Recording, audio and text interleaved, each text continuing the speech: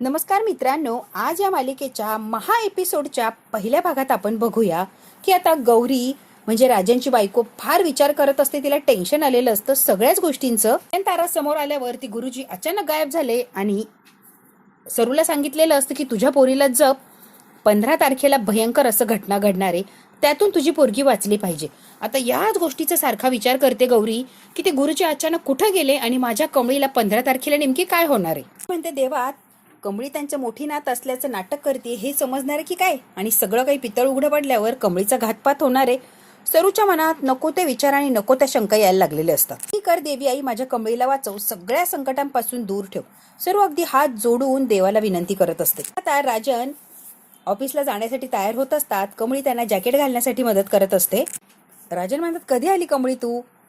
कमळी म्हणते, काका मला तुमच्याशी जरा बोलायचं होतं म्हणून मी आलीये. अगं बोल की कमळी, काय बोलायचंय? अख्खं घर सजवायचंय, फुलांची ऑर्डर द्यायची आहे.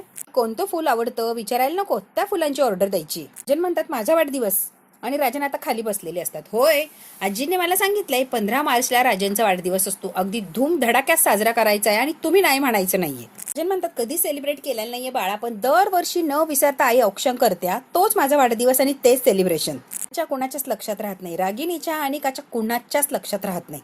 राजन म्हणतो, तुला सांगू का कमळी, इतके वर्ष झाले अनिकाने मला एकदा सुद्धा विश केलं नाही किंवा बर्थडे औक्षण करूया, केक आणूया, कधीच नाही. अनिकाने कधीच प्रेमाने मला काही सांगितलं नाही, माझा वाढदिवस आहे आठवणीत असं सुद्धा कधी बोलून दाखवलं नाही. कमळी म्हणते, काका जे झालं ते झालं, सगळं काही सोडून द्या. आता मात्र हा वाढदिवस धूमधडाक्यात साजरा करायचा आणि सगळी काही आपल्याला हाऊस माऊस करायची. अनिका सुद्धा थांबणार, ती सुद्धा प्रेमाने सगळ्याच्या सहभागी होणार, तुम्ही बघतच राहा. अनिकाला सांगूया तुमचा वाढदिवस आहे आणि ती नक्की राहणार आनंदाने घरी, बघा तुम्ही. ती सुद्धा सगळी तयारी करायला आम्हाला मदत करणार. आता कामिनी, अनिका, रागिनी तिघींचं वेगळंच काहीतरी चाललेलं असतं. रागिनी म्हणते, आई तू खरंच घर सोडून जाणार आहे? रागिनी आता चिडलेली असते. रागिनी म्हणते, कामिनी चिडलेली असते. कामिनी म्हणते, रागिनी ह्या तुझ्या पोरीनी ना तुला काहीच पर्याय ठेवला नाही मायपुढे, सगळं काही गोत्यात आणलंय मला. आणि लगेच अनिकाला एक फटका ठेवून देते. काय ग, कुठे काय बोलायचं ना रागिनी, हिला अक्कलच नाहीये, कुठे काहीही बोलत सुटते. म्हणते, ज्या पोरीसाठी आयुष्यभर मी सगळं काही केलं तिने माझाच पचका केला, माझाच बँड वाजवला, त्यामुळे तिच्या मूर्खपणामुळे मला घराच्या बाहेर पडायला लागतंय. तू सांग रागिनी, मी करू तरी काय आणि बोलू तरी काय?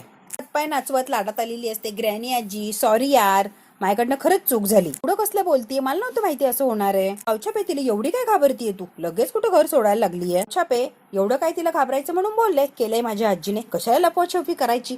मला काय माहिती त्यानंतर ती मॅड आजी असं काही करेल म्हणून. गिनी म्हणते, मूर्ख मुलगी, सगळी अक्कल गुडघ्यात आहे ना? ते अगदी बरोबर आहे, गुडघ्यातच तुझी अक्कल आहे. सेन्स आहे, कुठे काय बोलावं, काय वागावं, अक्कल आहे का ग तुला? म्हणते, ती कशी हुशार आहे बघ की, सगळं माझ्या डोक्यातनं तिने बरोबर सहज काढून घेतलं, मला खरं काय ते बोलायला लावलं. तू सुद्धा तसंच काहीतरी कर की. त्या ग्रॅनी आजीला घट्ट अशी मिठी मारते. प्लीज इथून जाऊ नको ना ग्रॅनी आजी, प्लीज नको जाऊ ना. तुला पाहिजे तर मी ओल्ड आजीला रिक्वेस्ट करते, ती ऐकेल माझं आणि ठेवेन तुला इथे. म्हणते, नको नको त्या म्हातारीला मस्का लावायला जाऊ. तुझी आजी, तुझी ग्रॅनी आजी कच्ची खिलाडू वाटली का? अगं मी पक्की आहे, पक्की. आता बघ कशी आणि काय करते मी. आपल्या गुरुची चेली आहे मी, कळलं का? मी काय अशी तशी नाहीये लिच्ची पिच्ची, बरोबर सगळं काही काम करते, बघतच राहा. असं काय डाव टाकते ना कामिनी की अगदी वर्मावरच घाव. बघतो आता, होत्याचं नव्हतं कसं करायचं ना, माझ्याकडून शिकायचं. माझ्यावर कॉन्फिडन्स आहे, मी करणार म्हणजे करणार. प्रॉमिस तुला, पक्का प्रॉमिस. आणि का मी कुठेही जात नसते. कामिनीने काहीतरी अजून प्लॅन रचलेला असतो आणि आता तो सक्सेस करण्यासाठी ती प्रयत्न करत असते, कारण तिला काहीही करून हे घर सोडायचं नसतं, तिला इथेच थांबायचं असतं. इकडे आता राजन आणि कमळी गप्पा मारत असतात कमळी बरोबर. तेव्हा राजनच्या डोळ्यात अक्षरशः पाणी येत असतं. राजन म्हणतात, राहिला प्रश्न अनिकाचा. बाहेर काही असू दे, तिला फार इंटरेस्ट, पार्ट्या वगैरे, एन्जॉय, पब मध्ये जाणं, क्लब मध्ये जाणं. कसं आहे ना कमळी बाळा, घरातल्या पार्टीत अजिबात तिला इंटरेस्ट नसतो. कमळी म्हणते, होय सगळं काही माहितीये मला, तुम्ही सांगण्याची गरजच नाहीये. राजन म्हणतो, माझा वाढदिवस काय साजरा करू नको. कमळी म्हणते, काका करू द्या ना हो तुमचा वाढदिवस साजरा, का असं म्हणताय तुम्ही? घरातले लोक आहे ना सगळे इंटरेस्ट घेतील, हा शब्द माझा. कमळी म्हणते, तुम्ही जो होय म्हटला नाही तर बघा 3 दिवस जेवत नसतो. आता कमळीने तंबरा फुगून घेतलेलं असतो. राजन म्हणतात, कमळी हा कसला वेडेपणा ग, 3 दिवस जेवायचं नाही? कमळी म्हणते, म्हणा की होय, माझी इच्छा आहे ना, मग म्हणायला काय हरकत आहे. आता राजन आणि कमळी बाहेर चाललेले असतात. आता कामिनीने परत एक ड्रामा सुरू केलेला असतो. सगळ्यांच्या समोर येते आणि म्हणते, वहिनीने मला घराबाहेर जा असं सांगितलंय. वहिनीचा शब्द आहे म्हटल्यावर मला घराबाहेर जायलाच लागणार आणि मी निघालीये. कामिनीने सामान वगैरे घेतलेलं असतं आणि नाटक करते आता सगळ्यांच्या समोर की जणू काही ती खरंच चाललीये. आता लगेच आणि का मोठ्या ॲटिट्यूड मध्ये ते, ग्रॅनी आजी थांब, मी म्हणते ना थांब. मी सुद्धा तुझ्यासोबत येणार आहे, मी काय इथे राहणार नाहीये, जिथे तू तिथे मी. अनिकाची सुद्धा भल्ली मोठी अशी बॅग भरून आणलेली असते. जिथे ग्रॅनी आजी नाही तिथे मी राहत नसते. राजन म्हणतात अनिका तुला कुठे जाण्याची गरज नाही, त्यांना जिथे जायचं तिथे जाऊ दे, पण तू कुठे जायचं नाही. तुला कळतंय का अनिका, तू हे घर सोडून जायचं नाही. या राजन अगदी काळजीने अनिकाला बोलत असतात, पण अनिकावर काही एक परिणाम होत नाही. म्हणजे काय गरज आहे रे, मिळाली ना गावच्या मुलगी, बस की तिच्या जवळच मुलगी मुलगी करत. मी नाहीये तुझी मुलगी, आहे तुझी गावच्या मुलगी ना, तिलाच म्हण मुलगी मुलगी. गावच्या सगळं तुझ्यामुळे झाले. माझा डॅड माझ्यापासून लांब गेलाय फक्त तुझ्यामुळे. गोड बोलून बोलून माझ्या डॅडला जाळ्यात अडकवलं आणि या ग्रॅनी आजीला जाळ्यात अडकवलं. सगळी माणसं तुझ्या बाजूने करून घ्या, गोड बोलून बोलून. गावच्या कुठची. आणि का म्हणते राजनला, तुला खरंच सांगते, मी तुला खरंच सांगते, तू माझ्याशी बोलूच नको, अजिबात माझ्याशी बोलू नको. काय माझ्याशी बोलायचंय, मला तुझ्याशी बोलायचं नाहीये. म्हणजे कसं आहे ना, मला इच्छाच नाहीये तुझ्याशी बोलायची. त्यामुळे ना तू डॅड माझ्याशी बोलूच नको.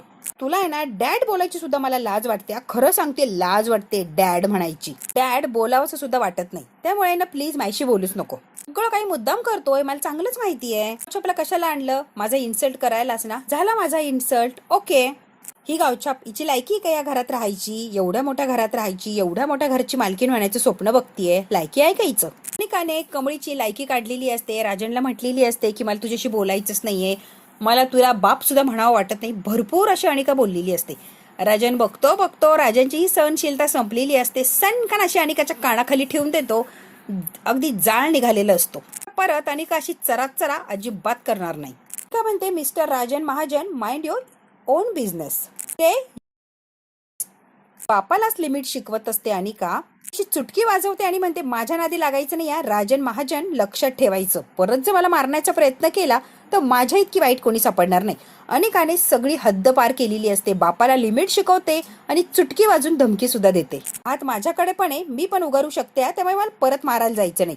अनिका इतकी व्हायला गेलेली असते की ती बापाला मारायची सुद्धा भाषा करते. पूर्ण आजी म्हणतात अनिका काय बोलतीये, जरा अक्कल आहे का, डोकं फिरलंय का ग, काय बोलतीये, जरा अक्कल आहे का, तुझ्या बाबावर हात उचलण्याची भाषा करतीये काय. अनिका काही कळतंय का काय बोलतोय आपण, त्याला सुद्धा लाज वाटत नाही का ग. पूर्ण आजी म्हणतात चालती व्हायचं, माझ्या घरात थांबायचं नाही, लगेच निघायचं. अनिका म्हणते ओके चल ग ग्रॅनी आजी, आपण दोघीही जाऊया. दागिनी म्हणते असे, आई अनिका जाऊ नका ना, थांबा ना, जाऊ नका ना, थांबा ना. कमळी आता मनातल्या मनात म्हणते आत्ताच मी अनिकाला थांबवलं नाही तर राजन काका त्यांचा वाढदिवस साजरा करणारच नाही. कमळी म्हणते अनिका थांब, अनिका प्लीज जाऊ नको. कमळी म्हणते तुमच्या पुढे हात जोडतो, प्लीज जाऊ नका. अनिकाशिवाय कुणीच राहू शकत नाही, आमचा सगळ्यांचा तिच्यावर जीव आहे आणि ती गेली तर आम्ही नाही राहू शकत. त्यामुळे प्लीज तुम्ही कुणी कुठेच जाऊ नका. अगदी हात जोडून माफी मागते, त्यांना रिक्वेस्ट करत असते की प्लीज जाऊ नका. मी आता ड्रामा करते, माझी तर गोष्ट वेगळीच आहे. वहिनीने जा असं सांगितलं त्यामुळे मी थांबूच शकत नाहीये. अनिकाला थांबव हवं तर मी नाही थांबणार आहे. त्यामुळे आता अन्नपूर्णा आजीकडे येते आणि कामिना आजीला थांबायला लावा प्लीज. सगळ्या गोष्टींमुळे, सगळ्या वातावरणामुळे अन्नपूर्णा आजी सुद्धा मजबूर झालेली असते. अन्नपूर्णा आजी म्हणतात कुठल्याही उचापती न करता थांबणार असेल तर इथे राहू शकतीये. कामिनी काय भिकाऱ्यासारखी लगेच राहायला तयार होते. मिनिटात तयार झालेली असते राहायला, कारण तिला चान्सेस हवा असतो इथे राहायचं आणि परत कारस्थान करायचं. कामिनी हसायला लागलेली असते आणि अगदी हसता हसता म्हणते राहण्याची परमिशन दिली आहे ना, आता मी राहणारच आहे. बॅग वगैरे घेऊन माघारी वळालेली असते. लगेच सेटल व्हायचं असतं, लगेच घरात जाऊन नॉर्मल होते. वर करून ही अनिका सुद्धा गेलेली असते तिच्या लगेच मागे मागे. आणि आपल्या बापाला आपण काय बोललो तिला जराही अक्कल नसते. बेडरूम मध्ये आलेले असतात. लगेच कामिनी आणि अनिका एकमेकांच्या गळ्यात पडून आता गाणे म्हणत असतात, एन्जॉय करत असतात. ड्रामा केला आणि आपण सक्सेस झालो, कसं राहायला लावलं त्या म्हातारीने. बघ की वाटलं होतं का अनिका एवढ्या चटकन रिझल्ट मिळतील. बघ की एक्झाम दिली की लगेच रिझल्ट समोर उभा आहे. काय जादू आहे बघितलं ना कामिनीची. मज्जा आली की नाही ड्रामा करून. काय अनिका आली की नाही मज्जा. अनिका म्हणते मज्जा, फन शो होता फन. अनिका बापाला उलट उत्तर दिलेलं असतं, त्याबद्दल रागिनी कामिनी तिला काही एक शिकवत नाही किंवा समजून सुद्धा सांगत नाही. अनिका जे वागत असते अगदी योग्य वागते असं तिचा गैरसमज करून दिलेलं असतं. त्यामुळे अनिका काहीही बोलत असते आणि काहीही वागत असते. रिॲक्शन कसं होतं, त्यांचे चेहरे कसे झाले होते, खरंच मज्जा. माय गॉड. मी म्हणते कसं आहे ना अनिका बेटा, जिद्द दाखवली आणि तुझ्या अधिकारांचा जो वापर केला ना, एक नंबर. त्या अधिकारामुळे सगळं काही झालंय. त्या गोष्टी तुझ्या जिद्दीमुळे मिळाल्या अनिका. Very nice. कमळी तुझ्यासमोर नतमस्तक झाली, ती नतमस्तक. अनिका म्हणते नथ कुठे होती नतमस्तक? मला नाही कळालं. मी करून दाखवते. नतमस्तक म्हणजे असं. ओ या याला म्हणतात नतमस्तक. झुकावं लागलं, झुकावं. ही तिला माझ्यासमोर झुकावं लागणारच आहे ना, वेगळं काय त्यात. गिरी म्हणते हॅलो, ही आयडिया कुणाची? माझ्या महान आईची, कामिनीची होती, म्हणून ती आयडिया कामाला आली. कळतंय का? मस्त एन्जॉय केलेलं असतं, धमाल केलेलं असतं. आता कमळी आणि निंगी राजांच्या वाढदिवसाची तयारी करत असतात. कमळी म्हणते आपण अनिकाला विचारूया, तिला यायचं असेल तर येऊ दे खरेदीसाठी. म्हणून कमळी येते आणि अनिका, तुला वेळ असेल तर बाबांच्या वाढदिवसांसाठी थोडीशी खरेदी करायची आहे, तू येशील का आमच्या सोबत? अनिका म्हणते डॅड काल जे बोलला ना ते सगळं काही लक्षात आहे, कळतंय का, मी काही विसरलेली नाहीये. ती म्हणते तू पण काही कमी बोललेली नाहीस हा, त्यामुळे तू अजिबातच काही सांगू नकोस मला. ची पोरगी असं बोलल्यावर कुणालाही राग येणार, त्यामुळे बाबा जे वागले ते योग्यच वागले. माहितीये का, त्या फक्त त्या तूच हवी असते, अनिका अजिबात त्याला आवडत नाही. आम्ही म्हणते कमळे, डॅडच्या बर्थडे साठी जे काय करायचंय ना, ती आयडिया फिडिया त्यात नाही तिला इंटरेस्ट. तिला कशाला जबरदस्तीने खेचतीये ग? तुला काय करायचंय ते कर की. करायचंय ते जा बाहेर, तिला बोलवू नकोस आत्ताच सांगते. कामिनीने मध्ये तोंड घातलेलं असतं आणि अनिकाला परत पाठीशी घालते. काय तेवढ्यात ऋषी आलेला असतो. हाय ऋषी. तर ऋषीला बघून पटकन उठलेली असते आणि त्याला अशी पटकन पकडायला जाते. हाय, माझा डिनरला जायचा प्लॅन आहे, येणारच का अनिका तू? आता काही चक्करच येते. ऋष सोबत डिनर, वाव. मी म्हणते तू अनिकाला डिनरसाठी इन्व्हाइट करतोय? ऋषी म्हणतो हो. द्या तुमचं काही प्लॅनिंग असतो तुम्ही कंटिन्यू करा नेक्स्ट टाइम. नाही नेक्स्ट टाइम वगैरे नाही, आपण आत्ताच जातोय.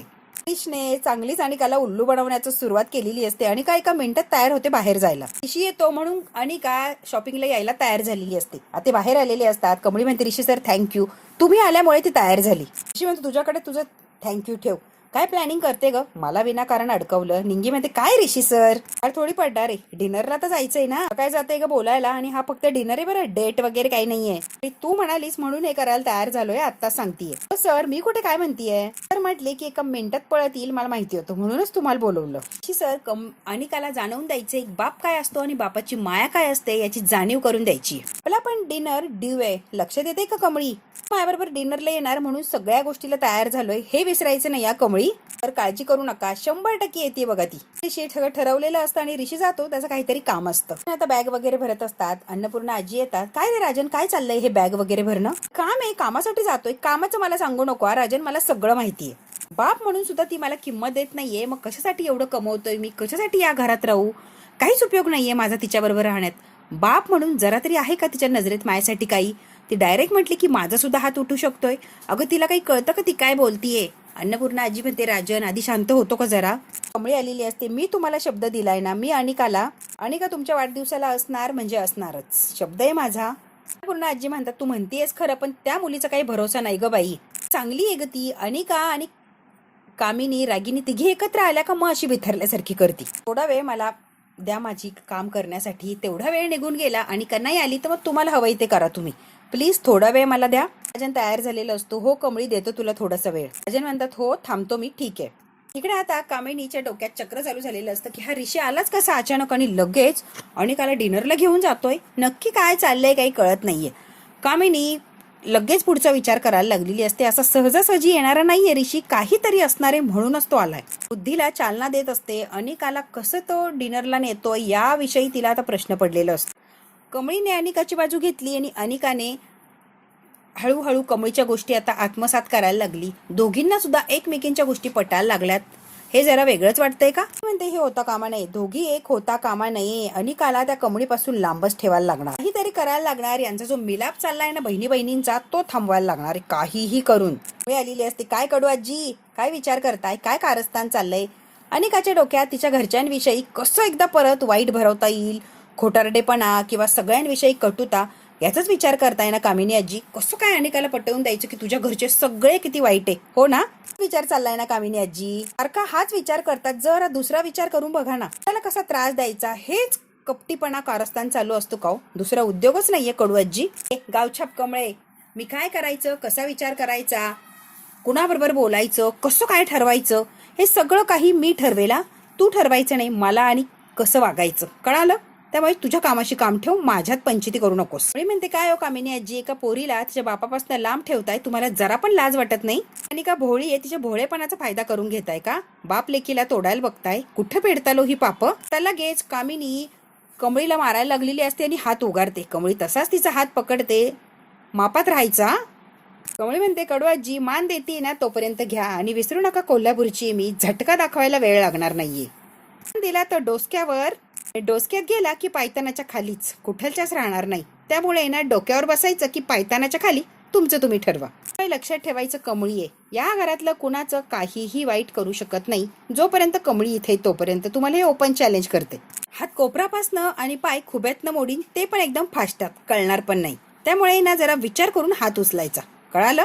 शंभर भीक मागताना चौकात, त्यामुळे ना लायकीत राहायचं आणि माझ्या नादाला तर अजिबात लागायचं नाही. अन्नपूर्णा आजी आणि बाबा असतात, त्यांच्या रूम मध्ये कमळी आलेली असते आणि मला खूप अर्जंट काम आहे अन्नपूर्णा आजी, मदतीची गरज आहे. अन्नपूर्णा आजी म्हणतात, काय झालंय? अनिका आणि बाबांचे लहानपणीचे फोटो हवेत, बाकी काही नाही. अन्नपूर्णा आजी म्हणतात, देते, जरा थांब. आता फोटो देण्यासाठी अन्नपूर्णा आजी चाललेले असतात. खूप सारे फोटो असतात अनिकाचे आणि बाबांचे लहानपणीचे. आता अन्नपूर्णा आजीने अल्बमच दिलेला असतो कमळीकडे. कमळी म्हणते, लागेल तर फोटो घेतो आणि परत बाकीचा अल्बम आणून देते. अन्नपूर्णा आजी म्हणतात, ठीक आहे. अन्नपूर्णा आजी कमळी निघून गेल्यावर म्हणतात, काहीतरी डोक्यात चाललंय हिच्या, काहीतरी सुस्ती येला कल्पना. अनिका आणि ठरल्याप्रमाणे ऋषी आलेले असतात डिनरसाठी. आणि काही की छान अशी तयार होऊन आलेली असते. आल्या पहिलं त्यांनी क्लिअर केलेलं असतं ऋषीने, आपण कुठल्याही रोमॅन्टिक डेटसाठी डिनरला आलो नाही, कळतंय का? काही महत्वाच्या गोष्टी बोलायच्यात म्हणून आपण आलो डिनरसाठी.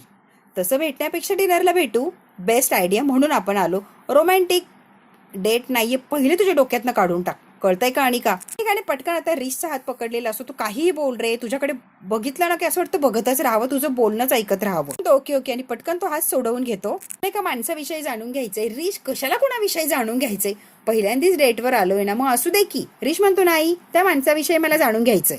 अनिका म्हणते, याच्या त्याच्याबद्दल नको विचारू रे, मी माझ्याबद्दल सांगते, तू तुझ्याबद्दल सांग. आपापल्यामध्ये आपण बोलू की याचा त्याचा कशाला विषय घ्यायचाय? अनिका म्हणते, ठीक आहे बाबा, विचार, काय विचारायचंय? काहीच नाहीये, दाखवायचंय मला. राजनचा आणि अनिकाचा फोटो असतो. ऋषी दाखवतो, ही गोष्ट एक छोट्या मुलीची आणि तिच्या बाबांची. फोटो बघ अनिका, यात ती मुलगी हार्डली काही महिन्यांची असणार आहे. फोटो बघ, आपल्या मुलीला बाहेर फिरायला घेऊन जायचा हट्ट धरला या बाबाने, इतक्या छोट्याशा मुलीला हट्ट करून बाहेर घेऊन गेले तेव्हाचा हा फोटो आहे. आता ऋषी हळूहळू कमळीच्या मदतीने अनिकाला सगळं काही राजनविषयी माहिती देत असतो. राजन आणि अनिकाचं जे नातं आहे ते ठीक करण्याचा प्रयत्न करत असतो. काहीही झालं तरी राजनची अनिका मिळाली पाहिजे, यासाठी कमळी, ऋषी, निंगी प्रयत्न करत असतात. बघू आता राजनच्या वाढदिवसाच्या दिवशी राजनला अनिका मिळणार का, आणि बाप लेकाचं जे नातं आहे ते परत पहिल्यासारखं व्यवस्थित होणार का? मित्रांनो, हे जर बघायचं असेल तर बघायला लागणार आहे. पुढचा भाग, हा भाग इथेच संपतो. व्हिडिओ आवडल्यास लाईक, शेअर, सबस्क्राईब नक्की करा. धन्यवाद.